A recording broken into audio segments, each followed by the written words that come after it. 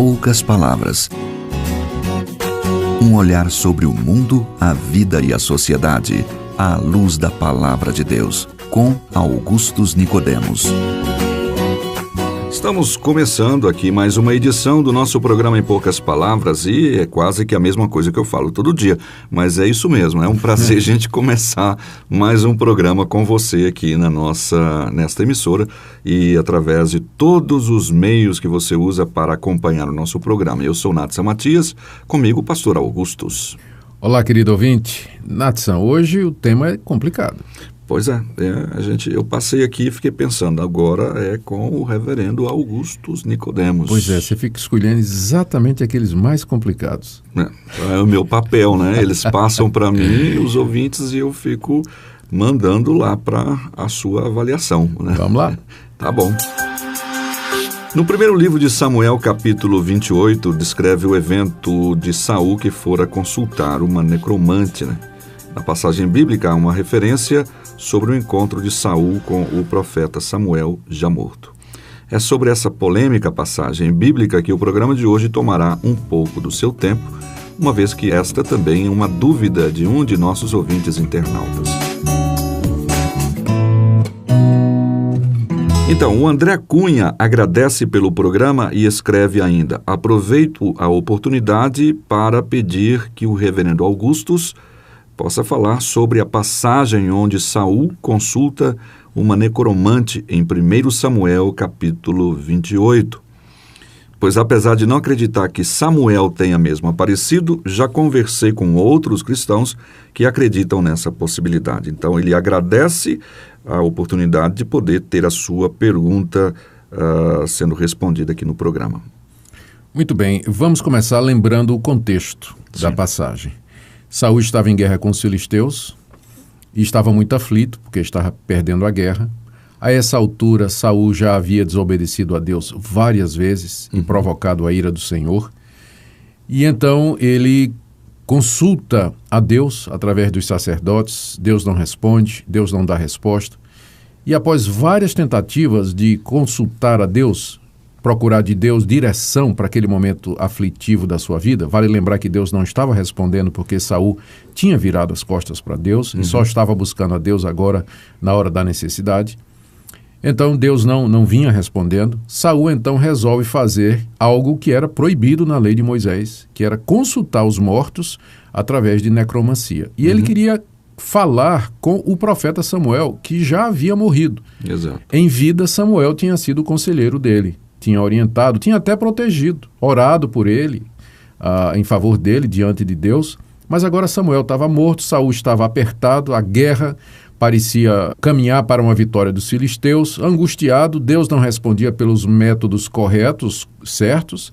Então ele resolve, como último recurso, apelar para uma necromante.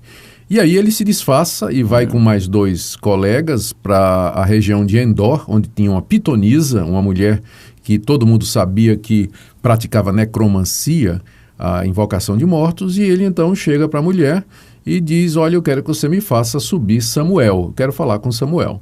Aí a mulher: que é isso? O senhor sabe que... A mulher não reconheceu que era Saul, né, a princípio.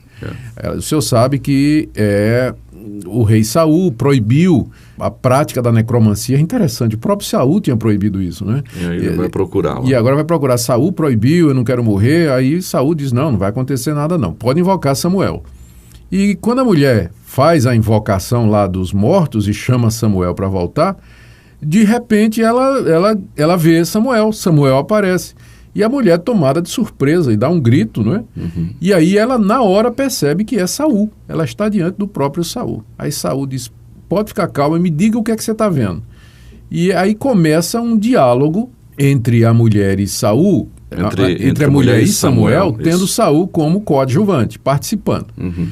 E aí Samuel teria dito, não é? Por que você está me incomodando? Por que você me fez subir? Saul diz que eu estou aflito, estou precisando de ajuda, eu preciso saber o que fazer. E Samuel diz: olha, você desobedeceu a Deus e por causa disso Deus vai entregar você aos filisteus e você, daqui a 2, 3 dias, você vai estar morto juntamente com os seus filhos, né? E aí Saul se prostra em terra, abatido e realmente se sentindo destruído, né? Derrotado, né? E a mulher então cuida dele, mata um bezerro cevado, faz um jantar ali para ele e tudo mais.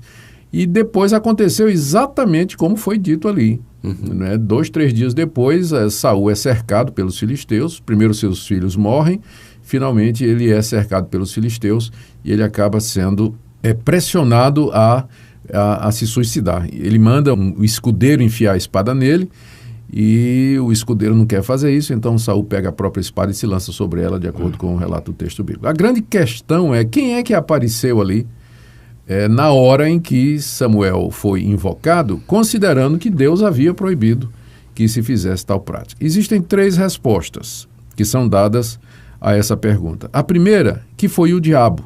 Satanás aproveitou aquele momento para se manifestar ali como se fosse Samuel. O que a mulher teria visto, então, seria um espírito maligno transfigurado na pessoa de Samuel. E embora Satanás não conhecesse o futuro, ele mais ou menos podia adivinhar qual seria o resultado da guerra. Por causa da situação, né? Por causa da situação. Então, essa é a opinião da maioria das pessoas. Por que as pessoas acreditam que era isso? Primeiro, porque não acreditam que Deus teria atendido Saul através de um método que o próprio Deus condenava. Segundo, porque se disser que foi Samuel, seria abrir a porta para dizer que isso pode acontecer outras vezes em centro espírita, de mortos voltar e se comunicar com os vivos. E terceiro, porque há uma relação muito forte entre Satanás e as práticas ocultistas. Nós sabemos disso. Sim.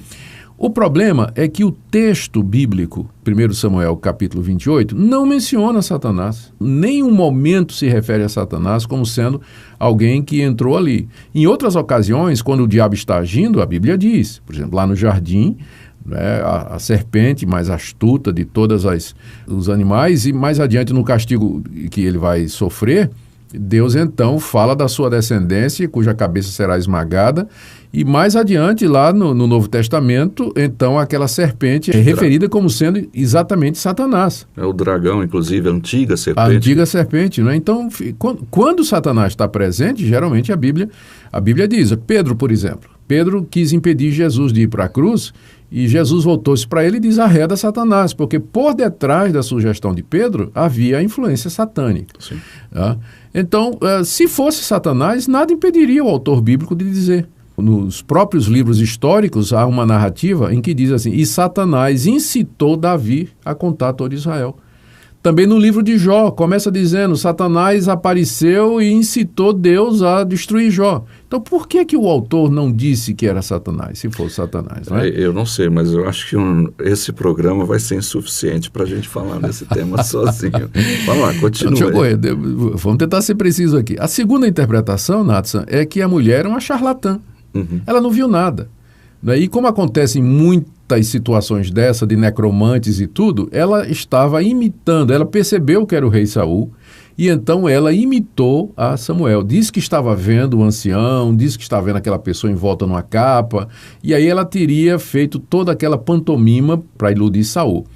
Mas, por outro lado, mais uma vez, você volta ao texto bíblico e o texto bíblico não dá o menor sinal disso. A mulher parece ter sido genuinamente apanhada de surpresa, não é? A descrição que ela faz do que é que vai acontecer é uma descrição precisa, aconteceu exatamente, que Satanás pudesse ter uma ideia do que ia acontecer, tudo bem, mas a mulher tem uma ideia exatamente de que o rei ia morrer com seus 2 filhos dali a 2, 3 dias, teria sido um golpe de sorte se foi adivinhação, né? Apesar de que aquela primeira linha diz que não aconteceu bem exatamente, né?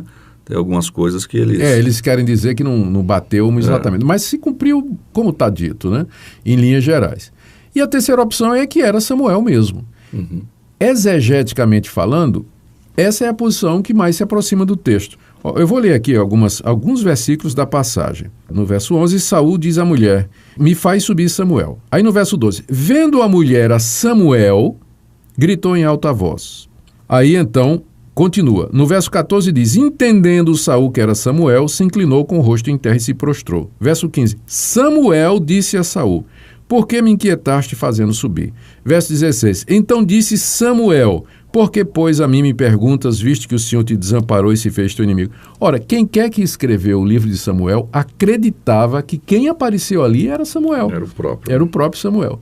Então, é essa a minha posição. Eu creio que, de fato, ali era Samuel. Por que Deus fez isso? Deus fez isso para fazer o castigo de Saul aumentar. Deus fez isso para adicionar mais essa culpa a Saul, não é? Para que ele se tornasse ainda mais reprovável diante de Deus. O fato de que Deus fez isso não quer dizer que isso hoje é possível, Natsan, porque Deus que criou as normas, ele pode suspendê-las, ele não está sujeito a isso. Então ele fez ali em caráter excepcional. Continua sendo errado consultar os mortos e continua sendo impossível os mortos falarem com os vivos, como Jesus mesmo disse na parábola do rico e de Lázaro, né? O rico lá no inferno queria voltar e foi dito a ele que os de lá não podiam mais passar para cá. Aquilo lá então foi uma regra única, uma exceção. Exceção do Deus que faz as regras, mas ele mesmo aí suspende quando ele quer, de acordo com o seu propósito. Ok, bom, é um assunto, como nós já dissemos, e realmente necessitaria de mais tempo para a gente poder debater outras perguntas que poderiam surgir nesta questão. Mas como o nosso programa, como você sabe, se chama Em Poucas Palavras, você ouviu aí as 3 principais linhas de interpretação desse evento em relação a Samuel, Saul e aquela pitonisa.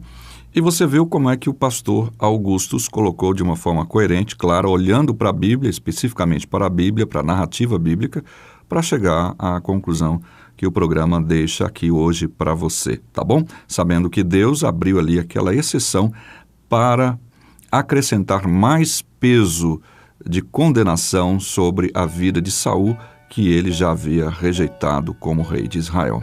O nosso WhatsApp está à sua disposição, tá bom? Continue acompanhando o nosso programa. Um grande abraço para você, fique com Deus. Pastor Augustus. A última palavra é, querido ouvinte, se você quer saber a vontade de Deus para a sua vida, não vá procurar parentes queridos que morreram, não procure se consolar querendo ouvir a voz dos que já foram, procure a Deus na mediação de Jesus Cristo e Ele haverá de falar ao seu coração. Ok, um abraço, até o nosso próximo programa e não se esqueça de mandar a sua pergunta aqui no nosso WhatsApp. Até lá, se Deus quiser. Ele é Jesus, meu amigo, meu Senhor, o Salvador. Só por Ele ganhei a vida eterna com Deus.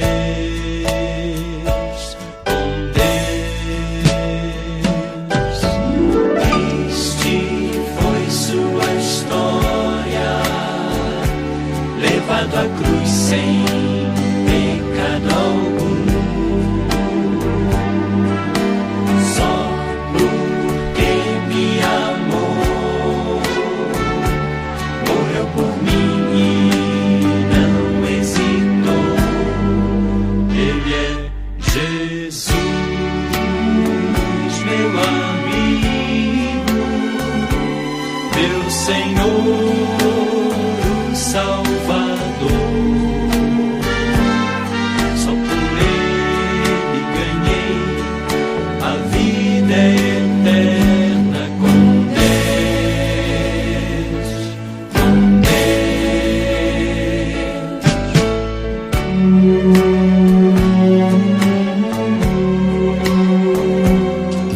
Estudar a Palavra de Deus com profundidade. Toda quarta-feira, das 20 às 21 horas, na Primeira Igreja Presbiteriana de Goiânia, o pastor Augustus Nicodemos apresenta exposições bíblicas que podem ajudar você na caminhada cristã e no entendimento dos seus desafios como pessoa no mundo. Todas as quartas, das 20 às 21 horas, com espaço para perguntas. Primeira Igreja Presbiteriana de Goiânia, Rua 68, esquina com a Rua 71, no centro de Goiânia. Em poucas palavras, um olhar sobre o mundo, a vida e a sociedade, à luz da Palavra de Deus. Apresentação Natsan Matias. Comentário Augustus Nicodemos. Um programa da Primeira Igreja Presbiteriana de Goiânia, Rua 68, esquina com 71, Centro. Visite o nosso site www.pipg.org.br. Apoio Seminário Presbiteriano Brasil Central, Goiânia.